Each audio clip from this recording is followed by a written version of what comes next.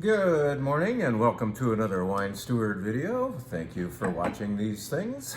It is good to be talking to you this way. It's good to be talking to you any way. Come on in the front door sometime and we'll talk to you downstairs and show you some beautiful wines and some nice food items as well, and perhaps some beautiful spirits. We are going to cover a little bit of all of that in this particular video, which is March 15th. Yes, it's the Ides of March. Beware the Ides of March. No, nothing to be afraid of at the Wine Steward, except for perhaps this wine that is a wine club wine. Why would you be afraid of it? Because you've never heard of it, and things that you've never heard of are a little scary, aren't they? Well, don't be afraid. This is a very safe, delicious blend of Syrah, Grenache, and Mourvedre from the Pic-Saint-Loup area of the south of France. This general area is the Languedoc. Languedoc literally means the language of yes. The Occitan language, or there's several variations on the old French language from down there, but it's generally called Oc, and Oc literally means yes. Languedoc, the name of the wine region, the language of yes, or langue, tongue. Anyway, yeah, I'm trying this Languedoc wine with you right now. You can pretend you're trying it. Fragrant, medium-bodied. It's very juicy. It's delicious. And this is simply to say that your March Wine Club wines are ready to pick up as of right now. Come on in, grab your Wine Club wines, grab some Wine Club wines you've liked in the past, if we still have them, and get some cheese and whatever. Come on upstairs to the wine bar and see what's going on there. Let's cover all of that right now, quickly. I'll speak fast. And what should we start with? Let's start with what our next event is. I'm excited to bring to you once again Washington State, a region that we have high esteem of, let's say that. It's a alternative to Napa situation with flavors that you will recognize and respect, and from there you're often getting better value, frankly. It's just because land costs a little bit less and it's less famous than Napa, and you are going to get some beautiful Cab and Merlot and Syrah and other goodies from up there that represent delicious value, and that's kind of our job, to find you value. Washington State provides value in spades. Now, every time we do this Washington State, which is happening about once a year here on the mezzanine, we tend to have a focus winery. Yes, we bring in about 13 or 14 wines for you that are from this producer, that producer, but there's often a feature winery, maybe 5 wines coming from one particular winery, so we can have a little bit of a feature going on. Well, we're going to have none other than Ryan Summers. None other, I shouldn't say that. You've never heard of him. But he's a really good dude with whom I've been working for many years with respect to him showing us Washington wines. He used to show us DeLille and Upchurch, and now he represents Long Shadows to us. Long Shadows is certainly no stranger to our Washington State events, but this time, because the Long Shadows rep, Ryan Summers, will be with us, we will be showing no fewer than 7 wines from Long Shadows. Long Shadows is a really cool story, which we will elaborate on that evening if you don't know it already. But Long Shadows does consist of several good wines, including Pedestal right here. This is Pedestal. I believe that Washington State makes some of the best Merlot in the world. I believe it's the best Merlot in the United States, easily. And this is a fantastic Merlot made by none other than Philippe Melka. If you've never heard of him, you should know that he is a globe-trotting winemaker that many people would like to have making their wine for them. And this is by Randy Dunn, also from Long Shadows. What did I just say? I just mentioned 2 different winemakers. Well, in fact, the original idea for Long Shadows was to bring rock star winemakers from different parts of the world to do something to Washington State grapes. And so you had Randy Dunn going up from the Napa Valley, from Howell Mountain, up to Washington State to make Feather Cabernet for Long Shadows. Again, Philippe Melka making Merlot, Pedestal Merlot for Long Shadows, and so on. So it's, I guess I kind of gave away the Long Shadows idea, but we will elaborate on it that evening. Washington State coming up 2 Tuesdays hence. I don't even know what that date is. I can see it from here, March something like 26th, I believe, at 6:30 p.m. You can go to thewinesteward.com to sign up for this event as of about an hour from now when I get that event up there on the website, okay? Washington State, here we go again. It's gonna be delicious. Let's tell you now about a little boo-boo I made. Well, it's actually a little boo-boo one of our wine reps made, or 2 of our wine reps. We tasted this, let's see, 2 weeks ago, and really liked it. Yes, we have enough gin downstairs, but we could always use another one, right? Especially because as of next week, when the calendar turns, it tells you the first day of spring, that, in my opinion, is the first day of the gin and tonic season. G&T, let's bring it on, especially now that the sun is shining a little bit more out there. Well, we need more gin that definitely accommodates the G&T. And just about any gin made in Spain does that. This is made down in Granada in southeast Spain. It's called Irem, and I had never heard of it, but I tasted it that day, and I liked the price, frankly. I liked the gin a lot, and said, all right, let's go hard onto this, knowing that G&T season was about to start. I said, please send us 5 6-packs. And they said, whoa, that's a lot for the wine steward. You guys usually dabble, you 3 bottles of that, 6 bottles of that. And I said, yeah, but I like my gin, I like my G&Ts, and I know a lot of other people are really going to appreciate this. And Spain certainly knows how to make a gin for gin and tonics. Gin tonic. They can't pronounce it, but they make the best gin tonics in the world, don't you know? If you ever sit at a really good bar in Barcelona or Madrid, either one, or anywhere, basically, you are going to be treated to the theater, the theatrical performance of the creation of a gin and tonic. It might take the server 3 or 4 minutes to assemble this beautiful thing for you, but they are serious about gin and tonic, and therefore their gins are as well. Irem, it's great. And I said, 5 6-packs, please. They didn't show up. And I called them and said, where are they? And they said, we'll check. And I talked to my other rep from the same company, and I said, where are they? Maybe you could help me. And so what happened today? 2 sacks of 5 6-packs showed up, and I thought, okay, we could send one back. Yeah, there's a whole bunch of these down there. And so what I did instead is decided to really own this product and talk it up on the video and get you interested. This costs a little bit less than some of our other Spanish gins, and so maybe that's attractive to you, but I can say that, boom, great G&T gin happening right there, for which we will need to order more of this.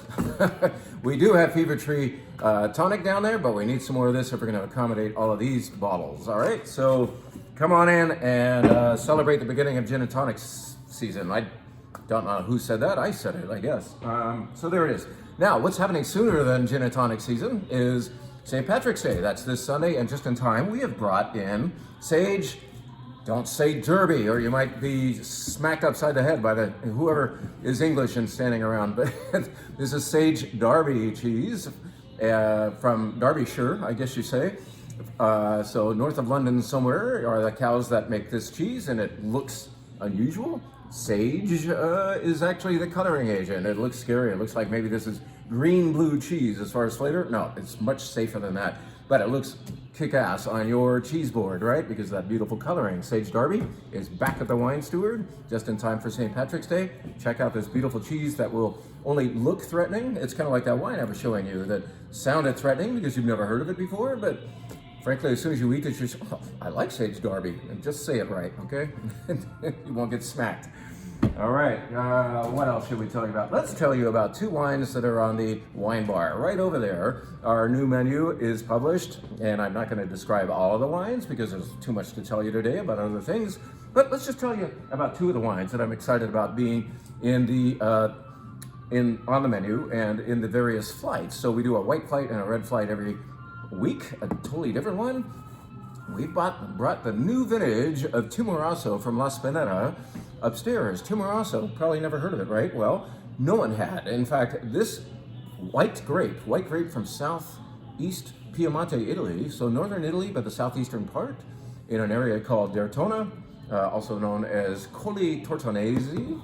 Dertona was kind of like, I think that was the Roman or Latin name for this region. Anyway, this grape was almost gone. And it was resurrected by somebody back in, I believe, the 80s or 90s. In other words, they identified the few remaining vines and propagated them and started making great Timorasso. And now there are several producers that kind of banded together to champion this particular grape. Why? Why? Just because it's novel and they've never heard of it and they decided, oh, okay, there's a grape we haven't made yet. No, because this is actually different from most Italian white grapes.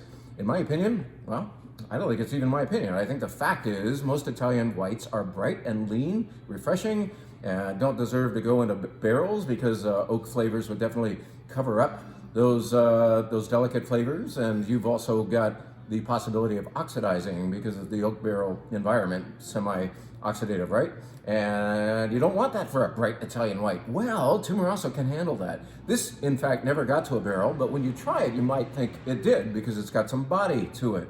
This has the muscle for aging in a barrel if the producer of that particular Timorasso wanted to do that, and you can also age this wine. This is a wine that has the guts to actually be tried later, maybe a few years later, and we don't always say that about white wines. We certainly don't say that about bright, refreshing Italian white wines, not most of them at least. But anyway, Timorasso, really cool wine to try as part of the white wine flight. Now, what's one wine in the red wine flight? Let's just show you one. We're doing all Spain. We've still got Spain on the brain, having entertained about 90 of you last Sunday evening with paella and beautiful Spanish wines from all over that country.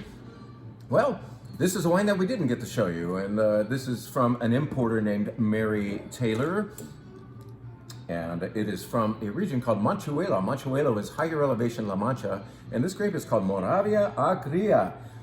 Never heard of it, right? I've heard of Tempranillo, I've heard of Garnacha, I've never heard of Moravia Agria. Well, neither had I until trying this 2 weeks ago. It turns out that's about the only place in the whole world where this grape grows, in Manchuela, upper elevation La Mancha, south of Madrid somewhere in the boonies. And this is a grape that is probably going to become more meaningful because its inherent trait is agria, which means sour. Well, do I want to drink something sour? I do want you to try this wine so you know what it will contribute to blends in the future, because as things are warming up in Spain gradually, they are going to need more and more of grapes like this to add to their big bold reds, because the big bold reds are going to become so big and bold that you won't want to drink them anymore. They will need a blending agent of refreshment, and this will do that with that little bit of bite. So try this red wine in the flight. It starts off the all Spanish red flight, and find out what an important future contributor to ever bigger red wines of Spain will be. This is Moravia Agria, and I think I'm saying it right. That's just 2 wines on the wine bar for you to check out. And then let's just quickly tell you about some other wine club wines. Not all 12 of them. Yes, we choose 12 different wines every month for our 6 different monthly wine clubs. And I just thought we could roll through a couple of those right now because I have yet to finish the notes that we compose about all of those wines. So let's just describe a few things. This is in the White Wine Club. We call it the Here and There White Wine Club because we take you here and there and over there and way over there. And we are always showing you 2 different whites every month. And they tend to be on the refreshing side, and this certainly embodies that idea. This is Costomolino. That's the nickname for a white wine from a producer called Argiolas. Argiolas is in Sardinia, Italy. You can say Sardinia or Sardinia, whatever you want. And it is the place, the best place in the world, perhaps, I would say, and most people would, I think, who know wine, for the Vermentino grape. Vermentino, called Rolle, R-O-L-L-E, up in the south of France. Vermentino grows in Tuscany. It grows in different parts of Italy, but its best place is in Sardinia, the island of Sardinia, about 70 miles off of the west coast of Italy. Costomolino, simply the nickname, has something to do with coast and windmill, I believe. But the point is, this is refreshing, zingy Vermentino from Sardinia, Italy, and you will like it. You'd better, because it's happening to you in your club pack. This is going to go to the Wine Adventure Club. The Wine Adventurers get 2 bottles of red every month, and they are always from somewhere else, not from here. So in other words, whereas we have a club that gives you domestic red all the time, this is the club that gives you non-domestic red all the time. This time we're taking you to the southern Rhone Valley for a wine from Saint-Côme. Saint-Côme, it looks like Saint Cosme or something like that, doesn't it? But it's in fact Saint-Côme, Côte d'Rhône. Côte d'Rhône is typically based on Grenache, right? They are GSM blends. This ain't. This is 100% Syrah from the southern Rhone, which is rather rare to see, but if you are in the northern part of the southern Rhone, Syrah starts to matter more and more in the blends, and sometimes you see one that is 100% Syrah. This does have the southern comfort of the southern Rhone. In other words, it's more juicy and fresh. This does not behave like a northern Rhone Syrah necessarily. That's an hour and a half's drive farther up, and all of a sudden the Syrahs get a little more black olive and meaty and peppery and they're beautiful wines, but this is more juicy and dark fruit. It's really good red wine from our friends at Sancom. What else should I find for you? How about this guy? This is taking us to the Pacific Coast Wine Club, formerly known as the California Wine Lovers Wine Club, but now that we're showing you lots of things from Oregon and Washington State, we thought the better name for this club would be Pacific Coast. Well, in fact, this is from California. It is from Paso Robles. We're going there more and more often for the big, generous wines that they make down there. Well, this is a nice exception to that idea. Sometimes those wines are a little too big and too generous for my liking, and so we're careful with what we choose from Paso. This is from a producer called Villa Creek, and this is their second label called Cherry House. Cherry House. This is Cherry Red from Cherry House, and this is a Rhone blend. And its most remarkable feature is that it is not so big and so over the top that you only want to drink 2 sips of it and you say, wow, that was delicious, but I'm done. This is actually more refreshing. It's not light, but it's more medium bodied and scaled down a little bit. It's not like overwhelming. It's delicious though. It's not short on flavor. Beautiful wine from Paso Robles, Cherry House Red.